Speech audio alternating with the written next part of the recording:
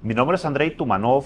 Vengo a hablarles a ustedes sobre temas de ciberseguridad y de inteligencia artificial, temas muy actuales el día de hoy, porque realmente afectan todas las compañías y todas las personas, tanto en la parte de seguridad como en la parte de desarrollo de los nuevos modelos de inteligencia artificial que nos van a ayudar a todos a mejorar nuestro trabajo, nuestro rendimiento, ayudarnos con muchas tareas para poder hacerlas de manera mucho más automatizada.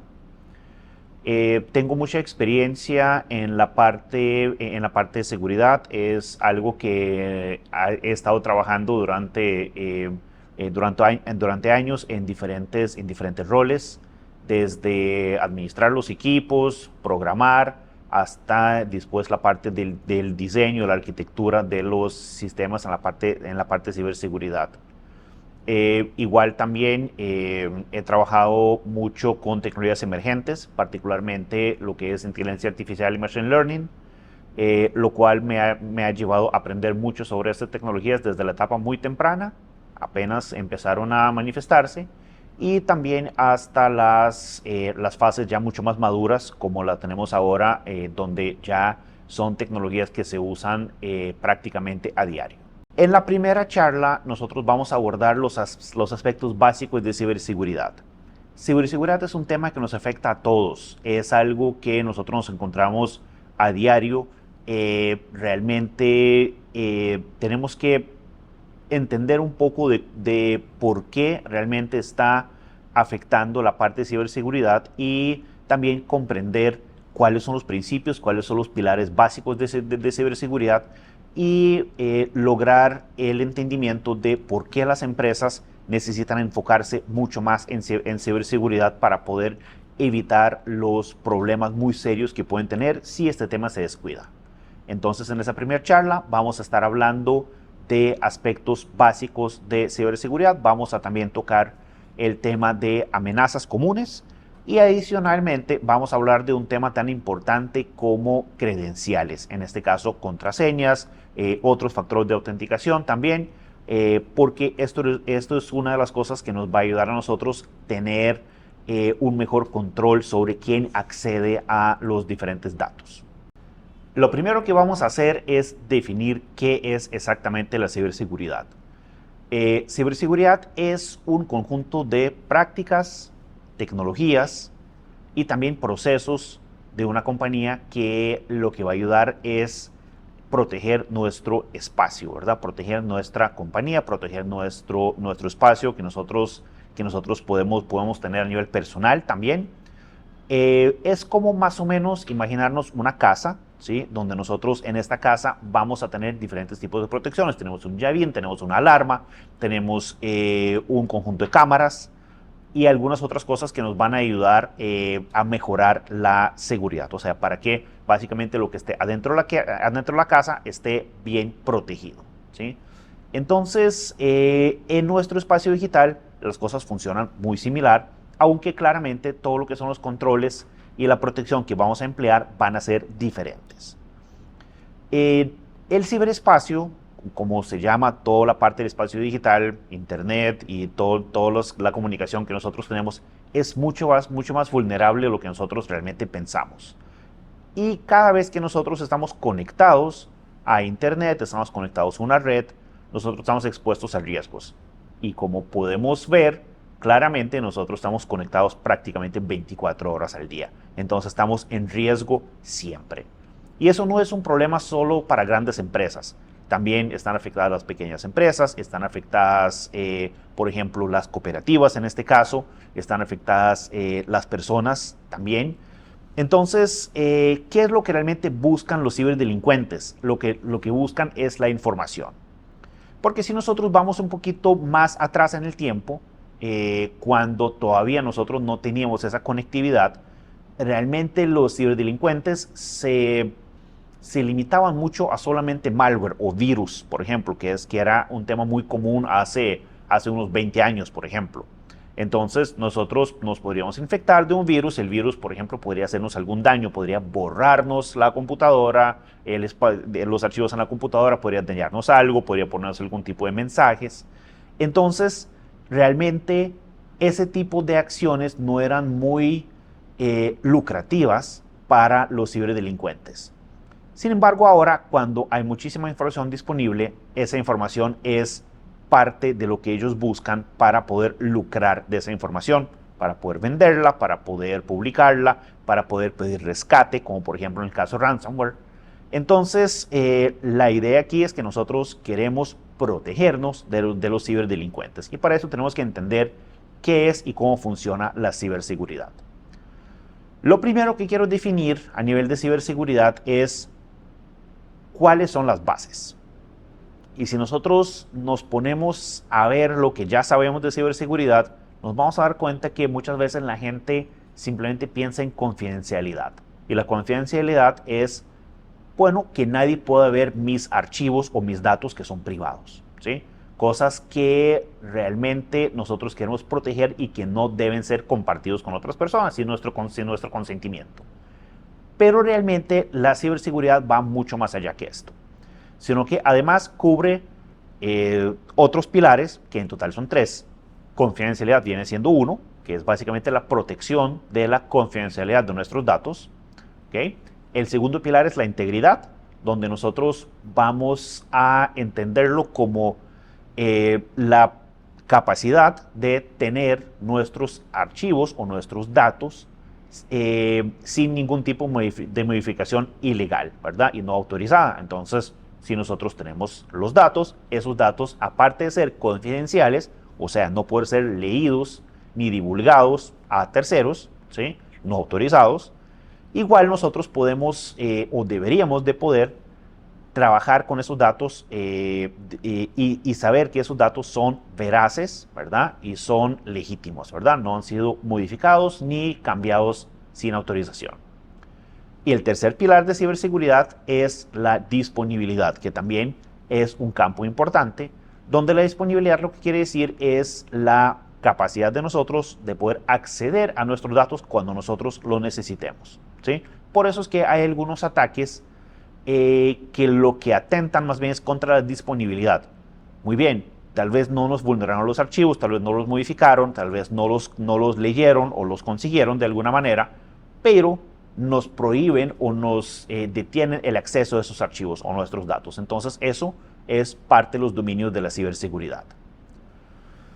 Cuando nosotros hablamos de ciberseguridad, también es importante mantener claro cómo tienen que funcionar los controles, ¿sí? Cuando nosotros diseñamos nuestro sistema de ciberseguridad, nosotros no tenemos que pensar en solamente poner un control. Tengo un riesgo, entonces yo voy a cubrir ese riesgo poniendo un control que me va a controlar ese riesgo, ¿verdad? Pero nosotros lo que tenemos que pensar es lo que en ciberseguridad se conoce como defensa en profundidad. Y la defensa en profundidad es más o menos como imaginaros un castillo medieval, ¿verdad? Donde en ese castillo medieval, si ustedes se ponen a ver, nunca había solo un muro y una entrada, ¿verdad? Sino que básicamente había un muro exterior, después había agua, después había un muro interior, después habían otras fortificaciones, ¿verdad? Entonces, el enemigo, para poder llegar a lo más apreciado, en ese caso, que era la parte central del castillo, ¿okay? Tenía que pasar por una serie de obstáculos. Lo mismo pasa aquí. Nosotros queremos poner múltiples controles para que para el atacante le sea más complicado llegar a lo más preciado que nosotros tenemos, que son nuestros datos. Ahora vamos a hablar de algunas amenazas más comunes que nosotros nos podemos encontrar en el ciberespacio. La primera, que es muy probablemente que ya todos ustedes habían topado en algún momento, es el phishing. El phishing es cuando nosotros recibimos un correo que parece que proviene de una institución con la cual nosotros tenemos contacto, podría ser un banco, podría ser un hospital, podría ser instituciones gubernamentales también, que eso es un tema muy común también, porque por ejemplo con temas de los impuestos y todo eso, a la gente los engañan mucho, ¿sí? Entonces, phishing lo que pretende es que nosotros veamos ese correo, pensemos que ese correo es legítimo y simplemente pues demos clic en un link o en un formulario que puede venir en el correo y proporcionemos nuestros datos privados. Ok, entonces, ¿qué es lo que va a pasar? Nosotros vamos a pensar que este correo es de nuestro banco, por ejemplo. Vamos a darle clic, nos va a pedir nuestro usuario, nuestra contraseña, nosotros vamos a ver la página, va a ser muy similar a la del banco y efectivamente lo que terminamos es entregando nuestra información personal al banco. Bueno, no al banco en este caso, ¿verdad? Sino al atacante, ¿verdad? Entonces, como nosotros vamos a entregar esa información, el atacante la va a recibir y lo que va a hacer es hacer uso de esa información, por ejemplo, para vulnerar nuestras cuentas, para robar el dinero. También no todos son bancos, en muchos casos, por ejemplo, podrían ser temas de redes sociales, ¿verdad? Donde es muy fácil caer en un tema de suplantación de identidad, ¿verdad? Donde básicamente alguien puede tomar control de nuestra cuenta de Facebook, de Instagram, de cualquier cosa, ¿verdad? Del mismo WhatsApp o correo, ¿verdad? Y empezar con nuestro correo o nuestro WhatsApp, por ejemplo, solicitar dinero a los familiares y cosas por el estilo, que eso ha pasado mucho también. Yo personalmente he visto ya tantas estafas de estas que realmente da miedo y uno tiene que ser muy cuidadoso de cómo maneja esa parte. Y más, ¿qué información puede entregar? Por lo mismo, los bancos siempre le dicen que nunca entregue ningún tipo de información, ni por correo, ni por ningún otro medio, que el banco nunca se lo va a solicitar. Sin embargo, lo que son las estafas de ingeniería social, que es básicamente phishing, incluye ahí, porque ingeniería social es una categoría de amenazas donde lo que se trata de explotar no es una vulnerabilidad tecnológica, como pasa mucho en otros, ¿verdad? Donde hay un problema tecnológico, hay una vulnerabilidad, hay una facilidad por la cual el hacker puede acceder a un sistema. Sin embargo, en casos de ingeniería social, lo que el hacker trata de explotar es más bien lo que se considera el eslabón más débil, que es precisamente el ser humano, ¿verdad? Porque a la máquina, si la máquina está bien configurada y bien, digamos, bien resguardada, ¿sí? Es más difícil de manipularla. Al ser humano, con ciertas técnicas, se puede tratar de manipular, ¿sí? Y es lo que precisamente hace la ingeniería social, porque en el caso de ingeniería social, lo que ellos tratan de hacer es jugar con dos sentimientos muy básicos. El primero es el miedo. Entonces, ese es el momento cuando, por ejemplo, nosotros recibimos un correo o una llamada diciendo de que nos están robando el dinero de la cuenta en este momento y tenemos que dar unos ciertos datos al supuesto banco, ¿sí? Para que este proceso pare. ¿Ok? Entonces, a la persona no le dejan pensar. Lo que hacen es tratar de presionarla lo suficiente para que la persona dé la información sin pensarlo mucho, ¿verdad? Bajo ese estrés, bajo miedo de perder, digamos, el dinero. También hay ciberdelincuentes que son completamente sin escrúpulos en ese sentido y, por ejemplo, pueden incluso llamar o contactar a una persona diciendo que se necesita dinero para una operación urgente porque un familiar está en el hospital, por ejemplo. Entonces, hasta pueden jugar con ese tipo de cosas. Hay que tener muchísimo cuidado y no tomar esa información como algo verídico desde el puro inicio. Entonces, en este caso, con el tema de phishing, nosotros pues claramente tenemos defensas, en algunos casos contra phishing. Vamos a hablar más adelante de cómo nosotros podemos mejorar nuestras defensas, ¿sí? Entonces, la idea básicamente es poder nosotros verificar la información siempre, ¿sí? Confirmarla. Si nosotros nos están llamando el banco, pues está bien. Recibí la información, pues cuelgo y llamo al banco, al número del banco, para ver si efectivamente algo está pasando o simplemente voy y verifico, ¿verdad? También por el otro lado, si son llamadas de algún tipo de institución pública, o algún tipo de, o por ejemplo hospital, que en el caso de los hospitales sí, la urgencia hay que manejarla con mucha prudencia, ¿verdad? Pero en el caso, por ejemplo, de instituciones públicas donde, o sea, nadie lo va a llamar a uno para cobrar un impuesto que tiene que ser pagado ya, o si no, hay una multa enorme, ¿verdad? Normalmente esas cosas tienen avisos, tienen tiempos y todo, entonces no hay que caer en esas trampas. También otra amenaza importante que nosotros tenemos es el malware, ¿sí? Malware al final es un término muy amplio, es algo que cubre todo tipo de software malicioso, ¿sí? Entonces nosotros tenemos, por ejemplo, virus, que son es precisamente código o software malicioso que lo que hace es contagiar a los archivos que nosotros tenemos para poder, por ejemplo, robar información, para poder ejecutar algún tipo de acciones no deseadas, como por ejemplo acciones destructivas también, como borrarnos, por ejemplo, los datos de la computadora o ese tipo de cosas. También están los gusanos, que el gusano es un software que no contagia nada, sino que es un software en sí, que también es software malicioso, ¿verdad? Que puede ejecutar cosas similares a un virus. Tenemos los caballos de Troya. Caballo de Troya es precisamente uno de los software maliciosos más engañosos que podemos tener, porque viene de lo que es la antigua leyenda de Grecia, ¿verdad? En la mitología, donde básicamente los griegos no le pudieron ganar a Troya, ¿verdad? Entonces hicieron como que iban a salir, se iban a retirar y dejaron como una recompensa a los troyanos, como para decirles que les fue muy bien en la guerra, ¿verdad? Para felicitarlos, un caballo de madera muy grande, y se lo dejaron al frente digamos, de las puertas de la ciudad. Entonces los troyanos vieron el caballo, les gustó, entonces lo que hicieron fue que lo metieron y el caballo por dentro estaba estaba vacío, ¿verdad? Estaba vacío por dentro y lo que tenía era guerreros griegos adentro, ¿verdad? Entonces en la noche, cuando todo el mundo se fue a dormir, pues se bajaron, abrieron las puertas de la ciudad y así cayó Troya, ¿verdad? Entonces en este caso, un caballo de Troya, en términos de malware, es básicamente eso, es algo que parece ser algo legítimo, pero realmente no lo es.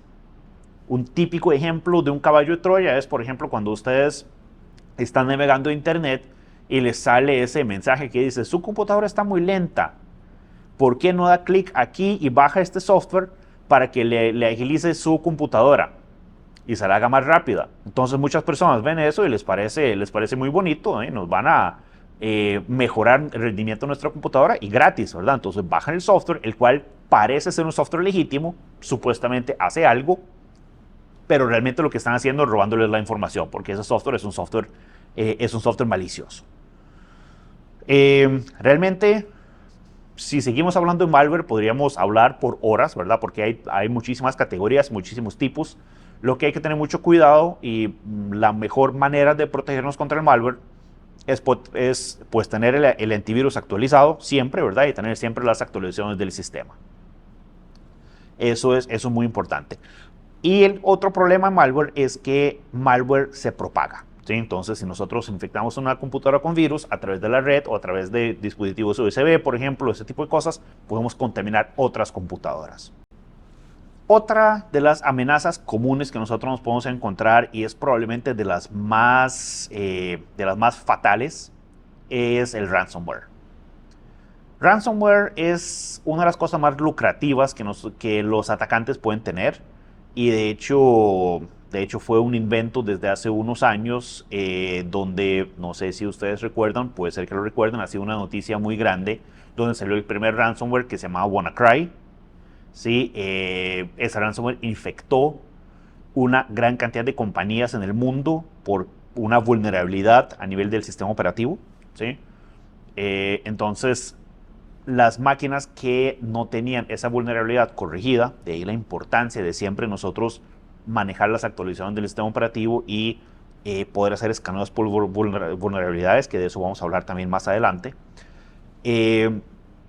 Realmente lo que sucede con ransomware es que ransomware cifra los datos, pero con una llave que nosotros no tenemos, ¿sí? Y como se cifra con una llave llave criptográfica, muy grande, entonces nosotros no teníamos ninguna posibilidad de descifrar esa información. ¿Sí? Entonces es como decir un cifrado forzoso de la información. Entonces, ¿qué es lo que sucede? Realmente nosotros no perdemos el acceso a los datos hasta que los datos estén completamente cifrados. Y finalmente lo que obtenemos es un mensaje en la computadora donde nos dicen, bueno, esos datos han sido descifrados, si quiere obtener la llave, mande tantos bitcoins a esta dirección. Y como ustedes pueden saber, lo que son las criptomonedas normalmente no son rastreables, ¿verdad? O por lo menos no son fácilmente rastreables. Porque realmente los monederos de criptomonedas no tienen dueño asignado, simplemente lo que hay es un número y eso es todo, ¿verdad? Entonces, realmente es muy difícil de combatir. Una defensa muy buena contra ransomware es precisamente respaldos, pero respaldos de información no conectados a la misma red. En ciberseguridad eso se llama un colchón de aire, un air gap. ¿Sí? Un air gap básicamente es esto, es un colchón de aire entre mi red y otra red, ¿verdad? Donde realmente no hay ningún tipo de conexión física. ¿Sí? Entonces, ese es el tipo de respaldos que nosotros deberíamos de tener, porque en este caso, por más que me infecten y me cifren todos mis datos, yo siempre voy a tener un respaldo que no ha sido modificado o cifrado, ¿verdad? Entonces, así no pierdo toda la información. El problema de esto, uno podría decir, bueno, ¿y quién me garantiza de que al pagar yo el rescate me vayan a entregar la llave? Bueno, pues realmente no hay ninguna garantía. ¿Okay? No tenemos ninguna garantía en ese sentido y eso le ha pasado también a muchas instituciones. Algunas han pagado, le han devuelto la llave, algunos han pagado, no les han dado absolutamente nada porque no saben ni con quién están tratando, ¿verdad? Y realmente algunas no han pagado y porque también el monto que solicitan puede variar muchísimo, ¿verdad? Si a una persona normal, por ejemplo, le pueden solicitar $500 en criptomoneda o 1,000 o 2,000, dependiendo la información, ¿verdad? A una compañía le pueden solicitar millones, ¿verdad? Entonces ahí claramente hay que tener muy claro de que ese tipo de ataques son muy letales a nivel a nivel de posibilidad de recuperar los datos. ¿Sí? Entonces, ¿cuál es la solución? Nosotros poder efectivamente manejar los datos en un respaldo donde nosotros podríamos recuperarnos si fuera el caso de que se nos cifren los datos por ransomware. Cubriendo estas amenazas comunes, vamos a hablar un poco de cómo protegernos. Ya habíamos hablado de respaldos. Los respaldos son súper importantes porque los respaldos nosotros podemos utilizarlos para recuperarnos después de una falla o una pérdida de datos. Que a nivel de seguridad nosotros no solo tenemos que pensar en que podría, por ejemplo, tener un ransomware o tener algún tipo de malware que a nosotros nos va a borrar la información o modificarla o por ejemplo, divulgar la información en Internet, sino que también nosotros a nivel de respaldos lo que nos aseguramos es que nuestros datos están seguros y también hay fallas mecánicas, ¿verdad? O fallas electrónicas, ¿verdad? En lo que son los medios de almacenamiento. Entonces, si yo tengo la información en un disco duro, ¿sí? Ese disco duro no necesariamente va a vivir para siempre, ¿verdad? Entonces ese disco duro se puede dañar y yo puedo perder la información. Por eso siempre son importantes los respaldos. Y ahora con la nube, por ejemplo, nosotros tenemos una capacidad de poder respaldar la información a muy bajo costo. ¿Sí? Y la información igual puede ser cifrada, información puede ser fácilmente accesible por nosotros a un costo, como yo ya decía, muy bajo. Entonces, ese es el tema del respaldo. Ahora, también nosotros tenemos que proteger nuestra información y cuando accesamos nuestra información, el sistema va a validar que nosotros somos un usuario legítimo, ¿sí? Y para poder asegurarnos de que somos un usuario legítimo, pues nos tenemos que autenticar. ¿Cómo funciona ese proceso realmente? Realmente son 3 fases. La primera fase es la fase de identificación. La fase de identificación lo que a nosotros nos solicita es contar con un medio de identificación que es reconocido en ese sistema. Vamos a ejemplo físico que son mucho más fáciles de entender. Vamos a un banco. En el banco nosotros tenemos que autenticarnos para poder hacer una transacción, porque realmente no es que yo puedo llegar al banco y decir, mira, necesito hacer una transferencia de esta cuenta a esta otra cuenta.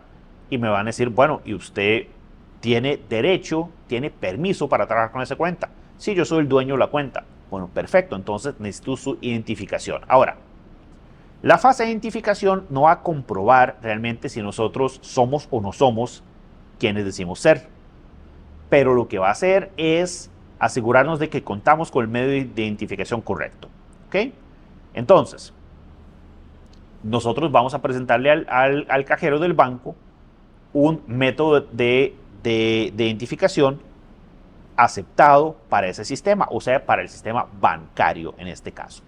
Entonces, yo le podría dar mi cédula o podría dar mi pasaporte. Pero si yo le doy mi licencia, que al final es un medio de identificación, me van a decir que no, porque no es aceptado en ese sistema. ¿Ok? O, por ejemplo, cualquier otra cosa, no sé, el carnet de algún club, por ejemplo, o cualquier otra cosa, aunque tenga foto, no necesariamente es un medio aceptado. ¿Sí? Entonces, al yo entregar mi cédula, yo realmente estoy diciendo, bueno, yo tengo un medio de acceso en ese sistema. ¿Sí? Entonces, funciona igual en los sistemas informáticos. En los sistemas informáticos, el método más común de identificación es el usuario. ¿Okay? Entonces, nosotros tenemos un nombre de usuario, o un correo electrónico, o un número de empleado. ¿Okay? Entonces, ese tipo de medios nosotros los vamos a utilizar para poder identificarnos en un sistema. Ahora, la identificación en sí no es suficiente. El hecho de que yo cuento con un usuario no significa que yo soy ese usuario legítimo, ¿verdad? Entonces, para poder confirmarlo, tenemos que pasar por el segundo proceso, que es la autenticación. ¿Ok? En la autenticación, lo que va a suceder es que, en ese caso, el cajero del banco, por ejemplo, va a validar, o sea, va a ver la identificación, me va a ver a mí y va a decir, ok, perfecto, es la persona quien dice ser. Entonces, en este caso, nosotros estaríamos autenticados. Ahora, el hecho que estamos autenticados no significa que podemos acceder a la cuenta, porque podría ser que no tenemos el permiso. Y esa es la tercera fase, la fase de autorización. La autorización es, bueno, perfecto. La persona se identificó, tiene una identificación válida. Esa identificación le corresponde porque fue autenticado. Y aparte de eso, vamos ahora a revisar si está autorizado o no a hacer la operación que está solicitando hacer. Entonces, el cajero va a ver el sistema y el sistema le va a decir, sí, ese es el dueño legítimo de la cuenta, entonces autorizado. O van a decir, no, esta persona no tiene acceso a esa cuenta, entonces no autorizado, ¿verdad? Entonces, el hecho de estar autenticado en un sistema no significa que vamos a tener el acceso. ¿Okay? Entonces, cuando nosotros hablamos de la segunda fase de la autenticación, nosotros normalmente pensamos en una contraseña, ¿verdad? Porque es lo más común que nosotros manejamos. Pero realmente no es la única. Cuando nosotros hablamos de autenticación, son tres factores básicamente que nosotros podemos utilizar o combinar. El primero de estos es algo que yo sé, que es precisamente la contraseña. Puede ser una contraseña, puede ser un PIN, puede ser un patrón en el celular donde nosotros tenemos una figura, digamos, que estamos poniendo. O sea, cualquier cosa que yo tenga en la memoria para poder acceder a un sistema, ese va a ser básicamente algo que yo sé, un factor de autenticación de algo que yo sé. El segundo es algo que yo tengo. Que algo que yo tengo es algo que yo puedo poseer, ¿verdad? Físicamente, como por ejemplo un token, como por ejemplo una tarjeta inteligente, ¿ok? Entonces, eso es algo que yo puedo poseer, ¿verdad? Para poder autenticarme. Un ejemplo muy común a nivel físico es una llave. Una llave es algo que yo tengo. Cualquiera que tenga la llave puede entrar, ¿sí? Entonces es una llave física.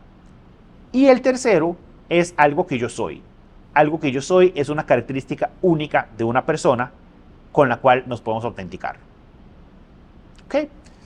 Entonces, la idea de esa tercera categoría, de algo que yo soy, es, bueno, tener una característica única, ¿verdad? Que puede ser huella dactilar, reconocimiento de voz, reconocimiento facial, básicamente escaneo de iris, escaneo de retina, todo ese montón de cosas que son únicas en un ser humano que pueden efectivamente identificarlo entre todos los demás.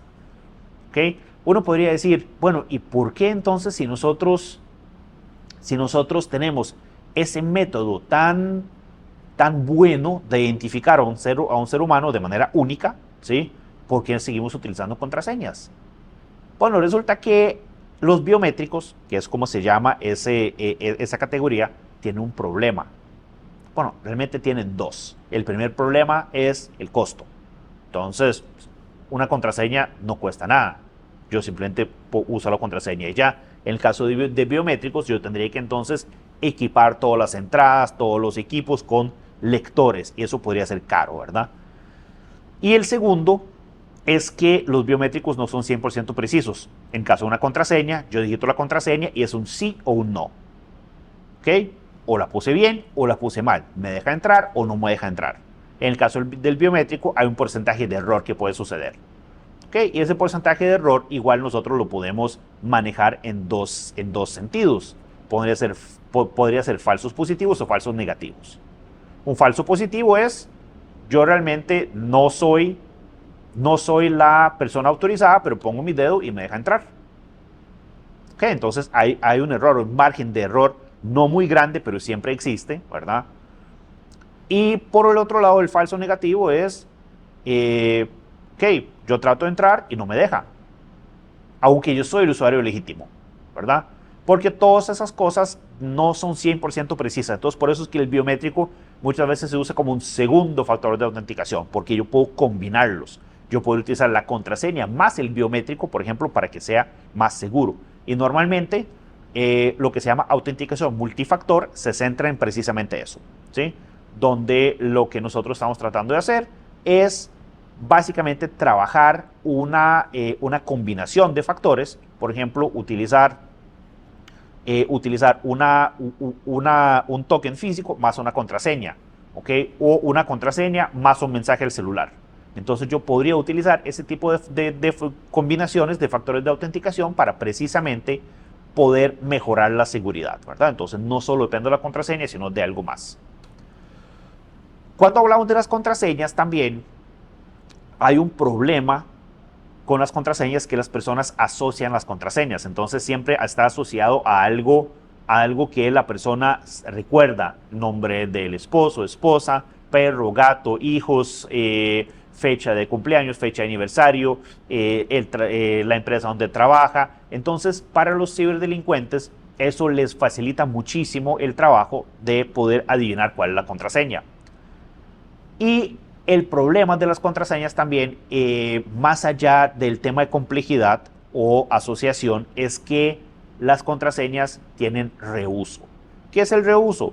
Que es que nosotros como seres humanos no estamos en capacidad de manejar una contraseña diferente, por ejemplo, para 50 sistemas diferentes que estamos manejando. Una para Gmail, una para el correo de Microsoft, otra para el sistema del trabajo, otra para cualquier otro sistema que nosotros estemos manejando, ¿verdad? Para la universidad, por ejemplo. Entonces nosotros rehusamos, ¿ok? Entonces muchas de las empresas ofrecen seguridad muy sólida, pero el problema es que si uno de esos sale vulnerable, o sale vulnerado más bien, ¿sí? Y esa contraseña de alguna manera se obtiene, entonces pues perdemos a todos. El caso muy común en ciberseguridad, y es el que se cuenta siempre, es el caso de MySpace. MySpace fue una red social de las primeras que habían sacado hace muchísimos años, la cual la habían hackeado y han robado todos los datos de los usuarios. Se dice que, aunque pasaron como 20 años, el hackeo de MySpace todavía sigue relevante. ¿Por qué? Porque muchos de los usuarios de los que logran las contraseñas todavía siguen usando contraseñas iguales o similares. Entonces, aún a esas fechas, ese caso sigue relevante. Por eso nosotros tenemos que mantener una seguridad en contraseñas. Tenemos que tener contraseñas ya a esas alturas prácticamente estamos hablando de 12 dígitos, ya la de 8 no se considera segura, ¿verdad? También que las contraseñas sean no solamente letras y números, sino que agreguémosle mayúsculas, agreguémosle símbolos especiales. No utilicemos patrones comunes, como por ejemplo terminar la contraseña 001, 002, 003 o ponerle un año al final. Cambiemos esos patrones tienen que ser distintos, porque si no, ya todos los criminales, cibercriminales saben realmente que esos son los patrones que todo el mundo usa. ¿Okay? Entonces tenemos que romper ese patrón, hacerlo diferente, ¿verdad? Entonces, en resumen, nosotros hemos cubierto temas muy importantes hoy. Hemos cubierto qué es la ciberseguridad, hemos cubierto también amenazas comunes y hemos cubierto un tema súper importante, que es la parte de protección básica a través de las contraseñas. ¿Okay? La protección empieza con pequeñas acciones, ¿sí? Nosotros realmente podemos ir paso a paso mejorando nuestra seguridad, empezando con contraseñas fuertes, empezando con autenticación de múltiples factores. Esos pasos simples, tanto para las compañías como para las personas, van a marcar una gran diferencia en nuestra seguridad digital. Recuerden que la ciberseguridad no es solamente responsabilidad del departamento de TI, sino también es responsabilidad de cada uno de nosotros a la hora de trabajar. Nosotros tenemos que tomar las medidas para proteger nuestras cuentas, nuestros dispositivos, y todo eso permite que el esfuerzo del departamento de TI junto con el nuestro reduzca significativamente los riesgos de ser víctimas de un ataque cibernético. Muchas gracias, espero que hayan aprendido mucho hoy y los veo en la próxima charla.